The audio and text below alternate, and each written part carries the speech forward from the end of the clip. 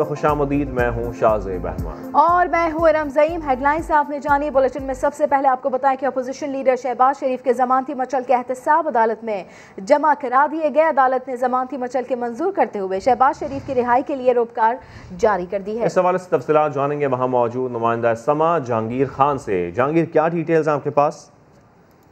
50-50 लाख के 2 मुचलके जो है वो जमा करवाए गए थे एहतसाब अदालत नंबर 2 में, ताकि आज शहबाज शरीफ की जो रोजगार है वो जारी हो सके। मुचलके मंजूर होने के बाद एहतसाब अदालत के जज ने रोजगार जारी कर दी है और शहबाज शरीफ की रिहाई का जो परवाना है वो अदालती एहलकार एहतसाब अदालत से लेकर कोट लखपत जेल रवाना हो चुका है। ये अदालती एहलकार जो है ये कोट लखपत जेल जाकर ये रोजगार जमा करवाएंगे, जिसके बाद शहबाज शरीफ की रिहाई जो है वो मुमकिन हो सकेगी। सैफुल मुलूक खोखर और मोहम्मद नवाज जो है इन्होंने अपने जमानती जो है इन्होंने मसलके जमा करवाए हैं एहतसाब अदालत में, जिसके बाद रिहाई के लिए रोजगार जो है शहबाज शरीफ की वो जारी कर दी गई। जी ठीक है, बहुत शुक्रिया जहांगीर खान। और आपको बताएं, जहांगीर तरीन की वज़ीर आज़म से जल्द मुलाकात के लिए पार्टी के सीनियर रहनुमा मुतहर्रिक जहांगीर तरीन भी इस्लामाबाद पहुंच गए। आज मुलाकात के लिए तारीख के तयन का इम्कान है। बात कर लेते हैं नुमाइंदा खुसूसी अब्बास शबीर से। जी अब्बास, क्या तफसीलात है इस हवाले से आपके पास? देखिए, अब जहांगीर तरीन ने फैसला किया है कि वो इस्लामाबाद में डेरे डालेंगे और कुछ देर पहले जहांगीर तरीन इस्लामाबाद पहुंचे हैं। आज वज़ीर आज़म से मुलाकात के हवाले से तारीख के तयन का इम्कान है। मज़ीद अरकान कौमी असम्बली और सूबाई असम्बली से राब्ते जारी हैं। पंजाब काबीना के वज़रा के बाद वफाकी काबीना के एक वजीर जहांगीर तरीन के हक में बोल पड़े। वफाकी वजीर सैफलान साहबजादा महबूब सुल्तान ने खुलकर जहांगीर तरीन की आज हिमायत की है। पार्टी के अंदर से जारी साजिश का मिलकर मुकाबला करेंगे, ये एहसास दिया जा रहा है इस वक्त MPs और MNAs की तरफ से। जहांगीर तरीन को 15 अरकान कौमी असम्बली और 25 अरकान पंजाब असम्बली की हिमायत हासिल है, ये दावा किया जा रहा है हमख्याल ग्रुप की तरफ से। जहांगीर तरीन अब इस्लामाबाद में मौजूद हैं और ये बताया गया है कि आज भी जहांगीर तरीन मुख्तलिफ रहनुमाओं से पाकिस्तान तहरीक इंसाफ के मुलाकात करेंगे इस्लामाबाद में अपनी रिहाइशगाह पर। ठीक है, बहुत शुक्रिया अब्बास शबीर, अपडेट किया आपने। और यहाँ आपको बताया कि डिप्टी स्पीकर कासिम सूरी की ज़ेर सदारत कौमी असम्बली का इजलास। ऐसे में अपोजिशन अरकान ने स्पीकर डायस का घेराव कर लिया है। ऐवान में अपोजिशन अरकान की जानिब से नारे भी लगाए जा रहे हैं, जबकि पॉइंट ऑफ ऑर्डर पर बात करने दी जाए, अपोजिशन की जानिब से ये मुतालबा किया जा रहा है। इसी पर मजीद बात कर लेते हैं। समा के नुमाइंदे उस्मान खान हमारे साथ मौजूद हैं। जी उस्मान, इस वक्त क्या सूरत हाल है? जी देखिए, कौमी असम्बली का इजलास जैसे ही शुरू हुआ तो वक्फा सवालात के लिए अरकान के जो नाम थे उनको कहा गया कि वो अपने अपने सवालात करें, लेकिन अपोजिशन अरकान की जानिब से तकाजा किया जाता रहा कि वो पहले जो है उनके पार्लिमानी कायदीन जो है उनको पॉइंट ऑफ ऑर्डर दिया जाए। डिप्टी स्पीकर की जानिब से बात करने का मौका नहीं दिया गया, जिस पर अपोजिशन की जानिब से मुसलसल एहतजाज किया जाता रहा और ऐवान में लब्बैक या रसूलुल्लाह के नारे भी लगते रहे और साथ ही साथ ताइदारे खत्म नबूवत के नारे भी लगाए गए। इसी असना में चूंकि अपोजिशन के अरकान जो है वो बात करने का मौका नहीं मिल रहा था, स्पीकर डाइस के ऊपर आगे वहाँ पर घेराव किया, नारेबाजी की और इसी दौरान जो है डिप्टी स्पीकर की जानिब से कौमी असम्बली का इजलास जो है वो सदारती फरमान पढ़कर जो है वो गैर मुइना मदद के लिए मुलतवी कर दिया गया है। ठीक है, हंगामा आराई भी की गई है। इस वक्त आपको मनाजिर भी दिखा रहे हैं। डिप्टी स्पीकर कासिम सूरी की ज़ेर सदारत कौमी असम्बली के इजलास में हंगामा हराई हुई। आपको ये दिखा भी देते हैं मनाजिर।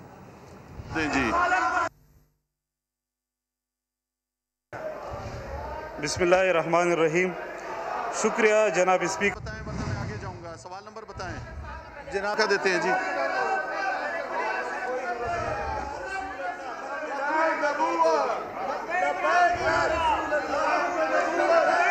अनवर ताज साहब इसका जवाब दें जी।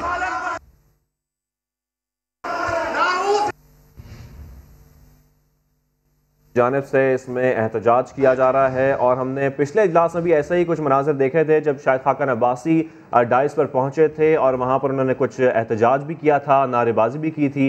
इस दफ़ा भी हम देख रहे हैं कि अपोजिशन की जानिब से स्पीकर डाइस का घेराव किया गया है और एहतजाज भी किया जा रहा है। इसके साथ साथ ऐवान में अपोजिशन अरकान नारेबाजी भी कर रहे हैं।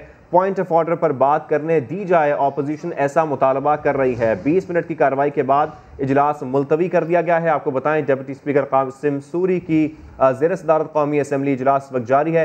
अपोजिशन अरकान ने स्पीकर डाइस का घेराव कर लिया है। अवाम में अपोजिशन अरकान के नारे भी इस वक्त सुने जा रहे हैं। हमारे नुमाइंदे हमारे साथ मौजूद हैं, उस्मान खान, उनसे मजीद जानते हैं। उस्मान खान, जिस तरह से आप सूरत हाल बता रहे थे जो कि कौमी असम्बली में बनी हुई थी और अब इजलास को 20 मिनट की कार्रवाई के बाद मुलतवी कर दिया गया है।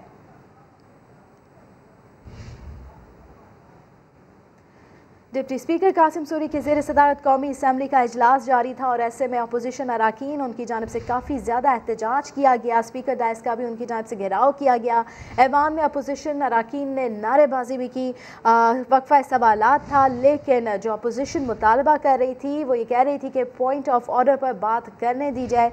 20 मिनट की ये कार्रवाई हुई और उसके बाद इजलास को मुलतवी कर दिया गया।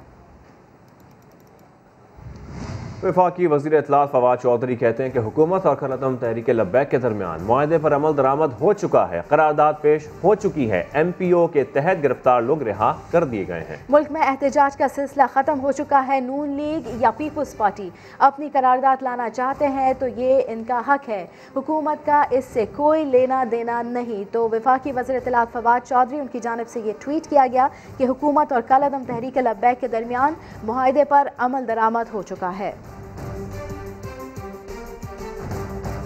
और आपको बताएं, सुप्रीम कोर्ट में जस्टिस काजी फायज ईसा नजरसानी केस की समाअत जारी है। तफसील जानेंगे जुल्कनैन इकबाल से। जी जुल्कनैन। देखिए, जस्टिस काजी फायज ईसा की नजरसानी दरखास्त पर समाअत आज भी जारी रही और हुकूमती वकील आमिर रहमान ने अपने दलाइल दिए, जिसमें उनका ये मौक़िफ़ था कि सुप्रीम कोर्ट में आर्टिकल 187 के तहत वसी इख्तियारात हैं सुप्रीम कोर्ट के पास, जिसके तहत उन्होंने मामला भिजवाया था FBR को जाँच पड़ताल के लिए और कोई खिलाफ हुक्म नहीं दिया था सरीना ईसा या जस्टिस फायज ईसा के। तो इस पर जस्टिस काजी फायज ईसा की जानिब से बार बार उनके दलाइल में मुदाखलत की गई। जस्टिस मंजूर मलिक ने उनको हर बार टोका और यहाँ तक कहा कि जितनी देर में आपको हम बिठा के ठंडा करके बिठाते हैं, इतनी देर अगर आप उनको बोलने दें तो उनके दलाइल मुकम्मल हो जाएंगे, फिर आप कहते हैं कि केस में ताखीर हो रही है। जब वो हुकूमती वकील को सोमवार तक का टाइम अब दिया गया है कि वो अपने दलाइल मुकम्मल करे, इस पर भी जस्टिस फायज ईसा ने एहतजाज करते हुए कहा कि आज भी अभी वक्त है, 12 बजे हैं, 1 घंटा मजीद भी समाअत हो सकती है और केस खत्म हो सकता है। जिस पर जस्टिस मुनीब अख्तर ने कहा कि रमजान का महीना है और जुम्मे का दिन है, सब लोगों ने नमाज पढ़नी है, इससे बढ़कर और कोई वजह नहीं है जो सोमवार तक हम समाअत को लेकर जा रहे हैं। जस्टिस मकबूल बाकर ने मुदाखलत करते हुए कहा कि सोमवार को जब यकीन दहानी करवा दी गई है हुकूमती वकील की जानिब से दलाइल मुकम्मल करने की, तो कादी साहब इस पर आपको इतराज़ नहीं होना चाहिए। इसके बाद अब अदालत ने समाअत को सोमवार तक मुलतवी कर दिया है। जी ठीक है, आप बता रहे हैं जैसा कि जस्टिस काजी फायज ईसा नजरसानी केस की समाअत हुई, फैसला हक़ाइक़ के मुताबिक नहीं, इसलिए नजरसानी चाहते हैं। ऐसा कहा जस्टिस फायज ईसा ने। यह कहना दुरुस्त नहीं कि मेरी वजह से ताख़ीर हो रही है और जस्टिस फायज का मौक़िफ़ ये था कि जायदादें उनकी अहलिया की हैं। आप तफसीलन आगाह कर रहे थे जुल्कनैन, बहुत शुक्रिया। वज़ीर कानून फारूक नसीम की जुडिशल कमीशन इजलास में शिरकत के लिए सुप्रीम कोर्ट आमद। ऐसे में समा के सवालात पर फारूक नसीम मोहतात अंदाज में जवाबात देते रहे। क्या गुफ्तगू की उन्होंने, आइए सुन लेते हैं। No comments, it is incorrect, no comments. तो आप खुद दलाइल देंगे इस केस में? देखते हैं इंशाल्लाह। अभी मैं बार बार वो पटिशनर जज साहब तो यही कह रहे हैं कि उनमें सच सुनने का हौसला नहीं, इसलिए आप अदालत में नहीं आते, वरना तो इस्तीफा दे के फ़ौरन आ गए थे। नो कमेंट्स, ये इट इज़ इनकरेक्ट जो भी वो पिटिशनर कह रहे हैं, बट नो कमेंट्स। इस बार रिज़ाइन करेंगे सर? नहीं, मैं रिज़ाइन क्यों करूँगा, क्योंकि वो सरकारी वकील आर्ग्यू कर रहे हैं। मैं आर्ग्यू करूँगा तो अपनी कैपेसिटी में करूँगा। और अब बात करेंगे कोरोना की तीसरी लहर के ख़तरनाक वार की। वायरस एक दिन में मजीद 144 अफराद की जान निकल गया। 5870 नए केसेस भी रिपोर्ट हुए। शरह 11% के करीब पहुँच गई है। तफसीलात इस्लामाबाद से इस रिपोर्ट में। मुल्क में कोरोना की सूरत हाल बदस्तूर खौफनाक। 24 घंटे में वायरस के बायस मजीद 144 अफराद लुकमा अजल बन गए। मजमूई अमवात 16,842 तक जा पहुँची। 5,870 नए केसेस के साथ एक्टिव केसेस 84,976 रिकॉर्ड। कोरोना से अब तक मुतासिर होने वाले पाकिस्तानियों की तादाद 7,84,108 हो गई। NCOC के मुताबिक गुज़श्ता रोज सबसे ज्यादा पंजाब में 81 अमवात हुई। खैबर पख्तूनख्वा में 39, सिंध 14, आज़ाद कश्मीर 6, इस्लामाबाद 3 और बलोचिस्तान में एक शख्स जाँ बहक। मुल्क में मुस्बत केसेस की शरह 10.9% रिकॉर्ड की गई। मुल्क भर में 5,534 मरीज अस्पतालों में जेर इलाज। गुजरावाला में 88%, मुल्तान 85, लाहौर 82 और मर्दान में 65% वेंटिलेटर्स भर गए। असद उमर की ज़ेर सदारत NCOC का अहम इजलास कोरोना के बढ़ते केसेस पर अहम फैसले मुतवक्के है।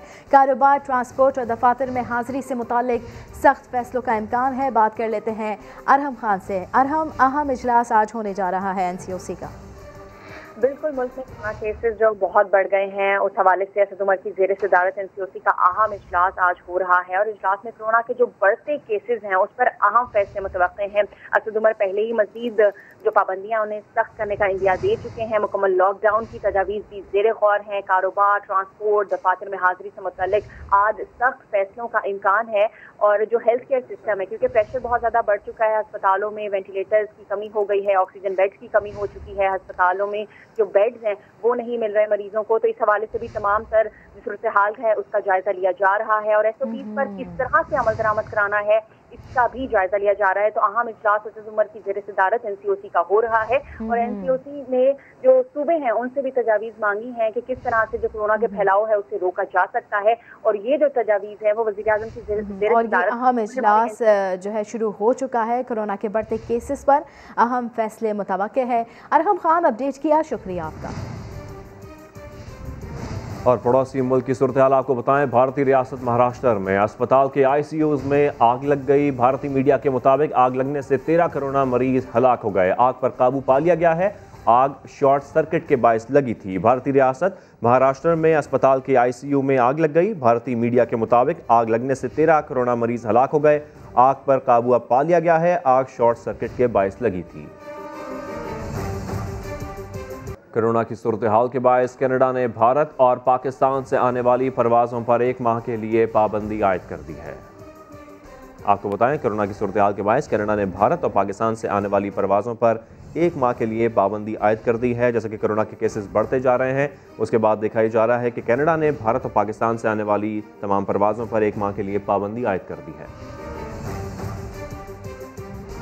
आगे बढ़ते हुए आपको बताएं कि कराची के इलाके बल्दिया टाउन में डाकुओं ने एक और शहरी की जान ले ली। जनरल स्टोर में डकैती के दौरान 30 साल नौजवान को गोली मार दी। शाहनवाज अली कादरी की रिपोर्ट। घर का पिलोर था, आज पिलोर गिर गया, आज हम लावारिस हो गए। कराची में डाकुओं ने एक और वालिद का सहारा छीन लिया। बल्दिया नंबर 4 में 3 डाकुओं की जनरल स्टोर में डकैती। मज़ाहमत के डर से दुकान मालिक पर फायरिंग कर दी। चीज़ इसका काउंटर है, काउंटर से नीचे गिरी है तो वो झुककर उठाने गया है, चाहे वो अल्लाह का नाम था या कोई चीज़ थी, तो वो उस गलतफहमी में कि शायद ये रिप्लाई कर देगा, हमारे ऊपर अटैक कर देगा, तो इन्होंने फायर मार दिया। एक हफ्ते के दौरान बल्दिया टाउन में 20 से ज़ायद वारदातें हो चुकी हैं। ताजिरों ने सिक्योरिटी बढ़ाने का मुतालबा कर दिया। ये रमज़ानुल मुबारक का सीज़न है। शाहरा अली 24 मार्केट के ऊपर 9 अदद बैंक हैं। ये अगर हम बैंक डकैती और कैश की वारदात से बचना चाहते हैं तो हमारी पुलिस से गुजारिश है कि शाहरा अली 24 मार्केट के ऊपर नफरी ज़्यादा तैनात की जाए। कई लोग मोबाइल फ़ोन और नकदी से महरूम हो चुके हैं, लेकिन पुलिस एक भी मुलजिम को अब तक गिरफ्तार नहीं कर सकी है। बल्दिया टाउन हो या शहर का कोई भी इलाका, डकैत हर जगह बेखौफी से वारदातें कर रहे हैं और ज़रा सी मज़ाहमत पर गोली मार देते हैं और पुलिस अपनी रिवायती तफ्तीश में मसरूफ़ है। कैमरामैन मोहम्मद रिजवान के साथ शाहनवाज अली, समा, कराची। रमज़ान शुरू होते ही कराची में डकैतियों में तेज़ी आ गई है। डाकू शहरियों की जान लेने से भी गुरेज नहीं कर रहे। गुज़िश्ता 2 रोज़ में डकैती के दौरान खातून समेत 2 शहरियों को कत्ल कर दिया गया है। शहर में जराइम की सूरत हाल पर बात करेंगे समा के chief crime reporter Ahmar Rahman Khan से। अहमर, ये क्या मामला है, मजमूई आदाद शुमार क्या है और पुलिस कहाँ सो रही है? जी देखिए, ताहाल पुलिस की जानिब से कोई इक़दाम नहीं उठाए गए, ना कोई हिकमत अमली में तब्दीली की गई है। डाकू राज सा लगता है। शहर में वारदातों का तनासुब भी जो है वो बड़ा है। शहरी भी काफ़ी खौफजदा दिखाई देते हैं, क्योंकि हम ये देख रहे हैं कि डकैत मज़ाहमत करने पर शहरियों को गोली मारने से गुरेज नहीं करते हैं। अगर हम रवा साल की बात करें तो अब तक 10 अफराद जो हैं वो डकैती मज़ाहमत पर कत्ल किए गए हैं, जबकि 125 के करीब अफराद हैं जो कि डकैती मज़ाहमत पर जख्मी भी हो चुके हैं। सिर्फ अप्रैल में ही अब तक जो है वो 22 दिनों में 3 शहरी कत्ल हुए हैं, जबकि 35 शहरी जख्मी हो चुके हैं डकैती मज़ाहमत पर। तो जराइम की जब ऐसी सूरत हाल होगी कि न सिर्फ उनके माल महफूज है, बल्कि डकैत जो है वो मज़ाहमत करने पर फायरिंग भी करेंगे, तो शहरी भी काफी खौफ का शिकार दिखाई देते हैं। लेकिन पुलिस की जानिब से कोई हिकमत हमली में तब्दीली दिखाई नहीं दे रही है कि मुल्ज़िमान की गिरफ्तारी। बहुत शुक्रिया अहमद रहमान खान, अपडेट किया आपने। इंसदाद दहशतगर्दी अदालत ने 9-0 ऑपरेशन केस का 6 साल बाद फैसला सुना दिया। प्रोसिक्यूशन MQM कारकुनों पर 52 मुकदमात में इल्जामात साबित करने में नाकाम रही। MQM कारकुनान धमाका खेज मवाद के इल्जामात से बरी हो गए। मजीद तफसील जानेंगे इरफानुल हक से। जी इरफान, आगा कीजिए। देखिए 11 मार्च 2015 को एक ऑपरेशन किया गया था 90 पर जब छापा मारा गया था, तो रेंजर्स और जो कानून नाफिज करने वाले इदारे हैं उन्होंने ये बताया था कि बहुत बड़ी तादाद में असला बरामद हुआ है 90 से और धमाका खेज मवाद बरामद हुआ है। दर्जनों कारकुन जिनमें high profile target killers Ubaid K two Faisal मोटा, आमिर तोतला, आमिर सरफटा, इन तमाम ये नामवर मुल्जिमान वहाँ से गिरफ्तार भी हुए थे। 52 मुकदमात इन सब पर बनाए गए थे और जिसके समाअत जारी थी। दावा किया गया था रेंजर्स की जानिब से कि ये तमाम गैर कानूनी असला है, धमाका खेज मवाद है जो कि दहशतगर्दी में इस्तेमाल करने के लिए 90 पर रखा गया है। ताहम जो प्रोसिक्यूशन है इस हवाले से वो शवाहिद पेश करने में नाकाम रही है। जो धमाका खेज मवाद रखने का मुकदमा था उन तमाम मुकदमात में अदालत ने तमाम मुल्जिमान को बरी कर दिया है अदम सबूत पर, जबकि गैर कानूनी असला रखने का इल्ज़ाम 2 मुल्जिमान पर साबित हुआ है। फैसल मोटा को अदालत ने 10 साल, जबकि आमिर को अदालत ने 8 साल कैद की सजा सुनाई है। फरहान शबीर को 8 साल कैद की सजा सुनाई है, जबकि फैसल मोटा को 10 साल कैद की सजा सुनाई है। आमिर खान मरकजी रहनुमा MQM के, उन पर भी एक मुकदमा दर्ज किया गया था 90 ऑपरेशन के दौरान, वो मुकदमा ताहाल ज़ेर इल्तवा है। जी ठीक है, इंसदाद दहशतगर्दी अदालत ने 90 ऑपरेशन केस का 6 साल बाद फैसला सुना दिया है। प्रोसिक्यूशन MQM कारकुनों पर 52 मुकदमात में इल्ज़ामात साबित करने में नाकाम रही। MQM कारकुनान धमाका खेज मवाद के इल्ज़ामात से भी बरी हो गए हैं। आपको बताएं MQM के 52 कारकुनान धमाका खेज मवाद रखने के इल्ज़ामात से बरी हो गए हैं। फैसल मोटा, उबैद केटू, नादिर शाह और आमिर सरफटा धमाका खेज मवाद से बरी हो गए। गैर कानूनी असलहा रखने के जुर्म में फैसल मोटा को 10 साल कैद का हुक्म सुना दिया गया है। कराची फरहान शबीर को गैर कानूनी असलहा रखने के जुर्म में 8 साल की सज़ा सुनाई गई है। आपको बताएं इंसदाद दहशतगर्दी अदालत ने 90 ऑपरेशन केस का 6 साल बाद ये फैसला सुनाया है और प्रोसिक्यूशन MQM कारकुनों पर 52 मुकदमात में इल्ज़ामात साबित करने में नाकाम रही। MQM कारकुनान धमाका खेज मवाद के इल्ज़ामात से भी बरी हो चुके हैं। इसके साथ साथ आपको ये भी बताएं कि गैर कानूनी असलहा रखने के जुर्म में फैसल मोटा को 10 साल कैद का हुक्म दे दिया गया है, जबकि कराची फरहान शबीर को गैर कानूनी असलहा रखने के जुर्म में 8 साल की सज़ा भी सुना दी गई है। फैसल मोटा, उबैद केटू, नादिर शाह और आमिर सरफटा धमाका खेज मवाद से बरी हो चुके हैं। 52 कारकुनान धमाका खेज मवाद रखने के इल्ज़ामात से बरी हो गए हैं। 6 साल बाद ये फैसला सुनाया गया है और देखा यह जा रहा है कि तकरीबन 52 कारकुनान धमाका खेज मवाद रखने के इल्ज़ामात से बरी हो चुके हैं। बहुत शुक्रिया इरफान हक आपका। इस्लामाबाद हाई कोर्ट में कैम्ब्रिज तलबा की जानिब से ऑनलाइन इम्तिहानात की दरख्वास्त मुस्तरद कर दी गई। चीफ जस्टिस अतहर मिनल्ला ने दरख्वास्त पर फैसला सुना दिया। फैसले में क्या कहा गया है? ऐसे मामलात में अदालत नहीं सुने जा सकते। आपको बताते चले कि इस्लामाबाद हाई कोर्ट में कैम्ब्रिज तलबा की जानिब से ऑनलाइन इम्तिहानात की दरख्वास्त मुस्तरद कर दी गई है। बात कर लेते हैं समा के नुमाइंदे सुहेल रशीद से। सुहेल, बताइएगा फैसले में मजीद क्या कुछ है? देखिए, नाकाबिल समाअत करार दी गई है कैम्ब्रिज तलबा की जानिब से जो दरख्वास्त तैयार की गई थी कि फिजिकल इम्तहानात के बजाय या तो ऑनलाइन इम्तहानात लिए जाएँ या फिर जो स्टूडेंट वर्क है उसकी बुनियाद पर ही ग्रेड दिए जाएँ। अदालत ने यह करार दिया है कि ये एक पॉलिसी मामला है जिसमें अदालत मुदाखलत नहीं कर सकती और साथ ये भी कहा गया है अदालत की जानिब से कि अगर तलबा चाहें तो NCOC के सामने एक दरख्वास्त तैयार कर सकते हैं और अगर ऐसी दरख्वास्त आए तो NCOC इसको देखकर जो मुनासिब फैसला है वो जारी कर सकती है। साथ ही अदालत ने एक बार फिर ये वाज़ेह किया है कि NCOC के जो भी फैसले हैं उनका एहतराम और उन पर अमल करना लाजिम है और उन फैसलों को किसी भी अदालत के सामने चैलेंज नहीं किया जा सकता। यह तलबा की दरख्वास्त थी, इस पर फैसला जो है वो सुना दिया गया इस्लामाबाद हाईकोर्ट की जानिब से और इसे नाकाबिल समाअत करार देकर मुस्तरद किया गया है। बहुत शुक्रिया सुहेल रशीद आपका। जान मेहरबान कदरदान मेरी जान, बस आपकी थोड़ी सी तवज्जो चाहिए। हाँ तो जरा कान और दिल की खिड़कियां खोलकर खूब गौर से सुनिए। बात यह है भैया कि हरामखोरों की आ रही है शामत।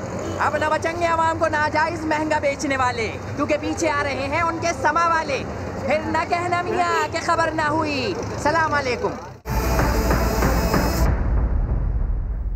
लाहौर में शुगर डीलर्स की जानिब से सरकारी रेट पर चीनी की फरोख्त जारी है। स्टॉक में कोई किल्लत नहीं, मगर खरीदने वालों में दुकानदारों की बजाय कई मशकूक अफराद नजर आ रहे हैं। देखते हैं मोहम्मद लुकमान की रिपोर्ट।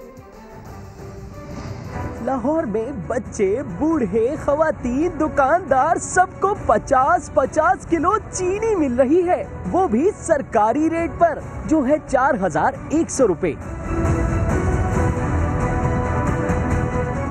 जी हाँ, अकबरी मंडी में शुगर डीलर्स की दुकानों के बाहर लगी है लंबी कतार।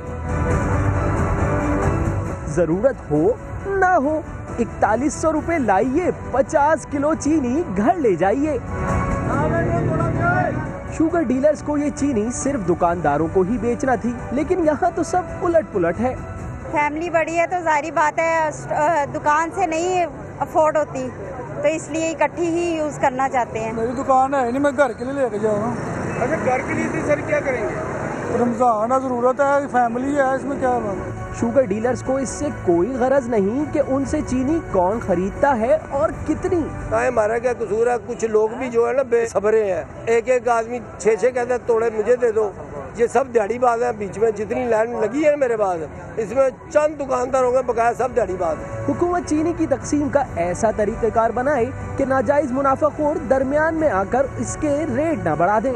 कैमरामैन लियाकत बशीर के साथ मोहम्मद लुकमान, समा, लाहौर। सियालकोट में शुगर माफिया सरगर्म, गोदामों में सैकड़ों तोड़े मौजूद, मगर सरकारी रेट के बजाय ब्लैक में चीनी की फरोख्त जारी है। डीलर्स के हाथों रिटेलर्स ख्वार होने लगे हैं। शहजाद अहमद की रिपोर्ट। सियालकोट में चीनी 85 रुपए की तो क्या 100 रुपए में भी नहीं मिल रही। आखिर ये गई कहाँ, आपको दिखाते हैं। मैं पहुंचा गल्ला मंडी में तो ये देखकर हैरान रह गया कि बड़े ताजर दुकान बंद किए अंदर बैठे हैं और चीनी की बोरियां बड़ी पड़ी हैं। शटर खोला तो साहब चलते बने।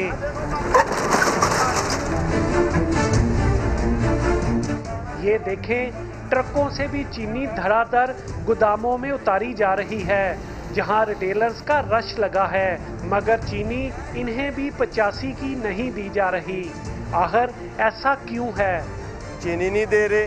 चीनी अगर दे रहे हैं तो इनका अंदर का जो मुलाजम है वही बोलता है कि साइड में आओ, 5000 रुपया दो, आपको चीनी का तोड़ा दे देते हैं। ब्लैक में चीनी दे रहे हैं। इसी मार्केट में चीनी की 4180 रुपए वाली बोरी 5200 तक में फरोख्त हो रही है। कोई रोक टोक नहीं। ट्रांसपोर्ट का मसला, किसी दिन 3 गाड़ी आ जाती हैं, किसी दिन 4 आती हैं, किसी दिन 2 आती हैं। पीछे से ट्रांसपोर्ट का मसला है। ज़िले इंतज़ामिया सिर्फ रवायती बयान और डैशबोर्ड पर चीज़ें अपलोड करने में लगी है। हम each and every transaction is being computed and recorded. हमारे जो पटवारी हैं वो वहाँ पे बैठ के उसकी प्रॉपर तौर पे डॉक्यूमेंटेशन कर रहे हैं ताकि रिटेलर्स और होलसेलर्स तक चीनी पहुँच सके और मार्केट में अवेलेबल हो सके। बाज़ारों से चीनी गायब हो चुकी है, कहीं मिल रही है तो वो भी ब्लैक में। कैमरामैन आजिक के साथ शहजाद अहमद, समा, सियालकोट। लोग चीनी के लिए तरस रहे हैं और आपने अपने गोदाम भरे हुए हैं, तो ये मिठास नहीं बल्कि आग है। नबी करीम सल्लल्लाहु अलैहि वसल्लम ने फरमाया, नफ़ा कमाने वाले को रिस्क दिया जाता है और ज़ख़ीरा अंदोज़ी करने वाले पर लानत होती है।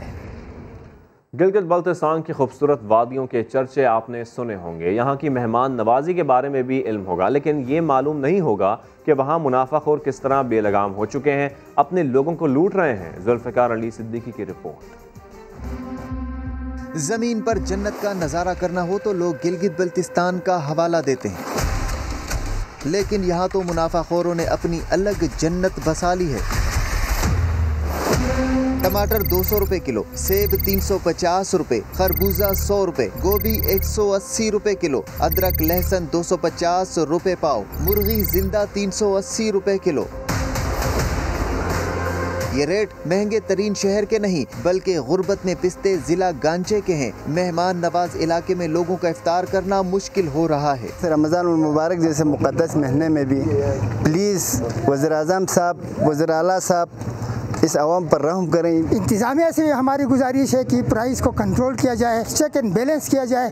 बिल्कुल ही बेलगाम छोड़ दिया हुआ है, हर अपने मर्जी के मुताबिक रेट पे सामान लिया जा रहा है। व्यापारियों के बहाने एक से बढ़कर एक कि आप कानों को हाथ लगा लें। ट्रांसपोर्ट किरायों का रोना, रोड ब्लॉक होने पर माल खराब होने के बहाने, कुछ बस न चले तो कह दिया जाए कि इस्लामाबाद की मंडी चढ़ी है। पंजाब से माल लाते हैं, उधर मंडी में इस वक्त मौजूदा हालात ऐसे हैं कि 500-600 खरीद हो रहा है जिंदा माल। गांचे में पहले कभी अशिया इतनी महंगी नहीं बिकी, लेकिन मुनाफाखोर अब बेलगाम हो चुके हैं। महंगाई हद से बाहर ज़्यादा होने की वजह से ये रमज़ान के महीने में बहुत ही लोगों को तकलीफ हो रहा है। अब आम आवाम लोग मर रहा है भूखे। जिला इंतजामिया के छापे भी चंद दुकानों तक महदूद हैं। आवाम को लुटने के लिए छोड़ दिया गया है। जुल्फिकार अली सिद्दीकी, समा, घांचे। शहर इक़्तिदार की खूबसूरती और सहूलियात के चर्चे हर जगह, मगर सेक्टर G11-3 में हाउसिंग फाउंडेशन के फ्लैट्स के मकीन 13 साल से बुनियादी सहूलियात से महरूम है। महंगे इलाके की इमारतों में पानी आता ही नहीं, सफाई का इंतज़ाम भी नहीं। रिहायशी हुकूमत से सवाल पूछ रहे हैं कि उनका आखिर कसूर क्या है। मैं हूँ Ghulam Ali, sector G11-3 housing foundation flats का रहायशी। 13 साल पहले बनने वाली इन इमारतों में आज भी सहूलियात का फुकदान। शहर इक़्तिदार के महंगे सेक्टर्स में शुमार होने वाली इन इमारतों में पानी की सहूलत तक मुयस्सर नहीं। वाटर टैंक खुश्क पड़े हैं, मोटरें चोरी हो गई, सप्लाई रूम को ताले लगे हैं, कोई पूछने वाला ही नहीं। CDA का अमला तो सफाई के लिए यहाँ आने की ज़हमत तक नहीं करता। ये काम भी मकी अपनी मदद आपके तहत करते हैं। D टाइप फ्लैट्स वाले तो बाउंड्री ग्रिल लगने के भी मुंतज़िर। आहनी जंगला ना होने की वजह से चोरियां मामूल बन चुकी। यहाँ के रहायशी इस तमाम तर सूरत हाल से अज़ियत और अदब तहफ़्फ़ुज़ का शिकार है। मैं पूछता हूँ, मुतलका इदारों में बारहा शिकायत के बावजूद हालात जूं के तू क्यों? हमारे मसाइल आखिर कब और कौन हल करेगा? कराची वाले हो जाएं तैयार, आज से इतवार तक गर्मी की शिद्दत में इजाफा होगा। पारा 40 डिग्री को छू सकता है, ताहम हीट वेव का कोई इम्कान नहीं। महकमा मौसमियात के मुताबिक शहर का मौसम गर्म और खुश्क रहेगा। दिन में दर्जा हरारत 40 डिग्री को छू सकता है। शिमाल मगरब से गर्म और खुश्क हवाएं चल सकती हैं। नमी का तनासुब 60 से 65% रहने का इम्कान है।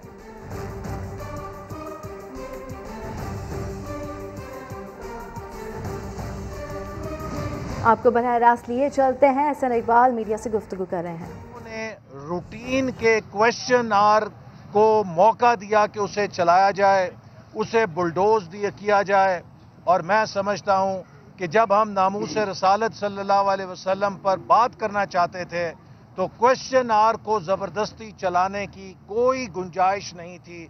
हुकूमत ने हमारे जज्बात से भी खेला है और कौम के जज्बात से भी खेला है, और इस अमल पे हम मुतालबा करते हैं कि हुकूमत माफ़ी मांगे और बजाय इजलास को बर्खास्त करने के इसको जारी रखे, ताकि इसके ऊपर ऐवान का हर मेंबर अपने जज्बात का इजहार कर सके। बिस्मिल्लाहिर्रहमानिर्रहीम। मैं सबसे पहले तो आप सबका शुक्रगुजार हूँ, और जिस तरह एहसन इकबाल साहब ने आज कौमी असम्बली की कार्रवाई की तफसील आपको बताई, यकीनन बहुत ही संजीदा मसले पर जिस गैर संजीदगी का मुजाहरा स्पीकर साहब ने किया, और हम 2 दिन से इस पर सोच रहे हैं कि हुकूमत का मौक़िफ़ वज़ीर-ए-आज़म की सतह पर जब उन्होंने कौम के सामने पेश किया और अगले रोज़ हुकूमत के वज़रा ने कौमी असम्बली के सेशन से पहले ही अनाउंस कर दिया कि हमारे मुज़ाकरात कामयाब हो गए हैं और हम हुकूमत की जानिब से आज करारदाद पेश करके उस मुआहदे को तकमील तक पहुँचाएँगे जो हमने TLP के साथ किया। लेकिन कौमी असम्बली के अंदर उन्होंने एक प्राइवेट मेंबर के ज़रिए बिल को करारदाद को पेश किया और TV पर आकर उन्होंने ये बात की कि हुकूमत ने अपना मुआहदा पूरा कर लिया है, जबकि बैनुल-अक़वामी मीडिया के सामने उन्होंने ये मौक़िफ़ रखा कि ये एक प्राइवेट मेंबर की सूरत में हमने करारदाद को पेश किया है, ये हुकूमती पॉलिसी नहीं है। मैं समझता हूँ कि वज़ीर-ए-आज़म साहब को कौमी असम्बली में आकर इस इब्हाम को दूर करना चाहिए कि जो उन्होंने बैनुल-अक़वामी दुनिया और अपनी कौम के सामने पेश किया है कि एक जानिब तो वो कौम से कह रहे हैं कि हमने आपके ख़त्म नबूवत और नामूस रिसालत के मसले को अक़वाम मुत्तहिदा OIC और बैनुल-अक़वामी दुनिया में जिस तरह लड़ा है उस तरह किसी ने नहीं लड़ा, और दूसरी जानिब बैनुल-अक़वामी दुनिया से कहते हैं कि इस करारदाद से हमारा कोई ताल्लुक़ नहीं। इस अमल को हम किस चीज़ से ताबीर करें कि वो बैनुल-अक़वामी दुनिया को धोखा दे रहे हैं या अपनी कौम को धोखा दे रहे हैं। दूसरी बात यह है कि जिस तरह आजकल मुल्क के अंदर सिक्योरिटी के मसाइल हैं, हम समझते हैं कि कोयटा धमाका ये हम पाकिस्तान पर इसको हमला तस्वर करते हैं, और दीगर मुल्क के अंदर भी जो सूरत हाल है और जिसकी बुनियाद माशी सूरत हाल बनी है कि ढाका, चोरी और कत्ल गारत जिस तरह गली गली में इस वक्त रक्स कर रही है, हम मुतालबा करते हैं। PDM के रहनुमा मीडिया से गुफ्तगू कर रहे हैं। अब आपको हुंजा लिए चलते हैं जहां 10,000 फीट की बुलंदी पर पत्थर के औकाब और 100 साल पुराना कब्रिस्तान है। इसी जगह से 9 चोटियों का नज़ारा भी किया जा सकता है। फैसल करीम की रिपोर्ट।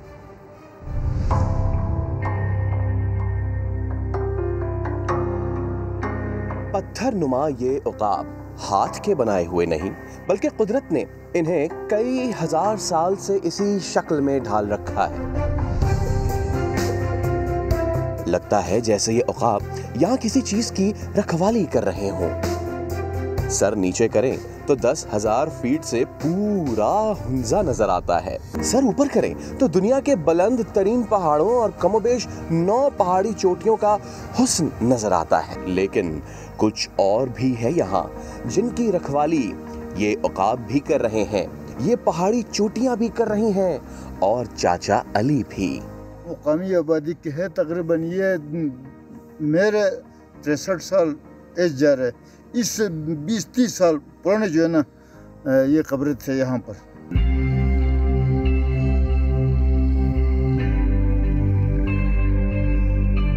यानी हकीकत में ये जगह एक कब्रिस्तान है जहां मकामी अफराद को दफन किया जाता है, और आज से नहीं 100 साल पहले से।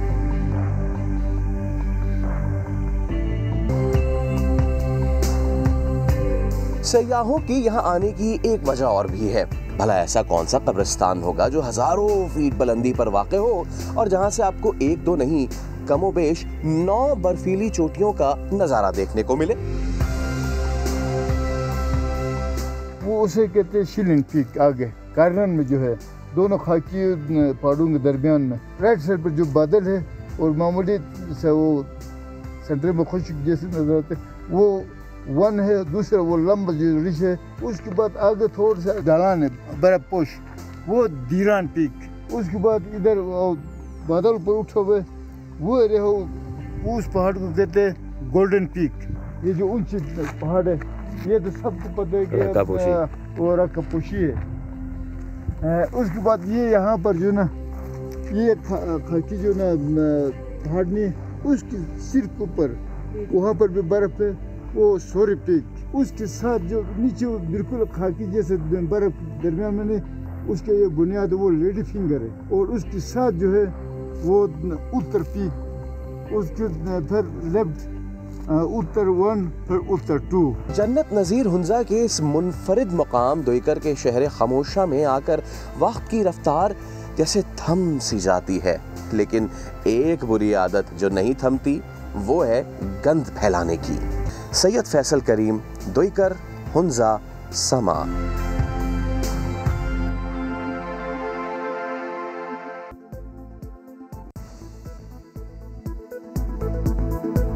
Welcome back. एहतसाब अदालत ने नवाज शरीफ की जायदाद नीलाम करने का हुक्म दे दिया है। डिप्टी कमिश्नर लाहौर और शेखपुरा 60 दिन के अंदर रिपोर्ट पेश करे। अदालत की जानिब से ये कहा गया है जायदादें नीलाम करके रकम कौमी खजाने में जमा कराई जाए।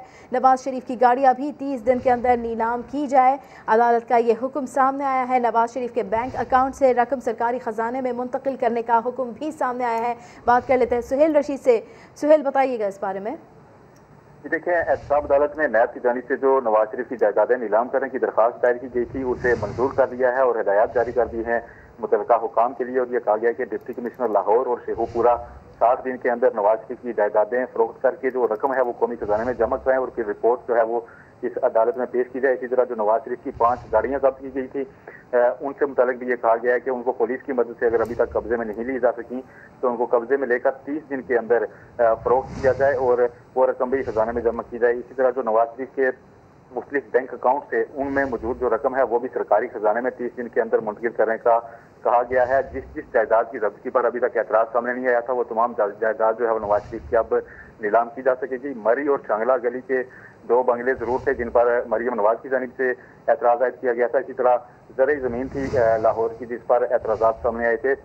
उनके अलावा जितनी भी बाकी जायदाद थी जिसकी तफसील नायब की जानिब से फराहम की गई थी अदालत को वो तमाम नीलाम करने का हुक्म जो है वो एहतसाब अदालत नंबर 3 इस्लामाबाद की उसकी जानिब से ये जारी कर दिया गया है। गुज़श्ता साल अगस्त के महीने में नवाज शरीफ को तोशाखाना रेफरेंस में इख्तियारी करार दिया गया था। उसके बाद उनकी जायदाद जब्ती के अहकाम सामने आए थे और जायदाद जब्त की गई थी और उसकी निशानदेही की गई थी। जिसके बाद 6 माह का अरसा मुकम्मल होने पर कानून के मुताबिक नायब का यह कहना है कि अगर एतराज़ात सामने ना आए तो जायदाद नीलाम की जा सकती है। इसलिए ही दरखास्त दायर की गई थी अदालत में और उसकी अब मंजूरी दे दी गई है। अब नवाज शरीफ की जायदाद की नीलामी का बाकायदा जो है वो अमल शुरू किया जा सके। बहुत शुक्रिया सुहेल रशीद आपका।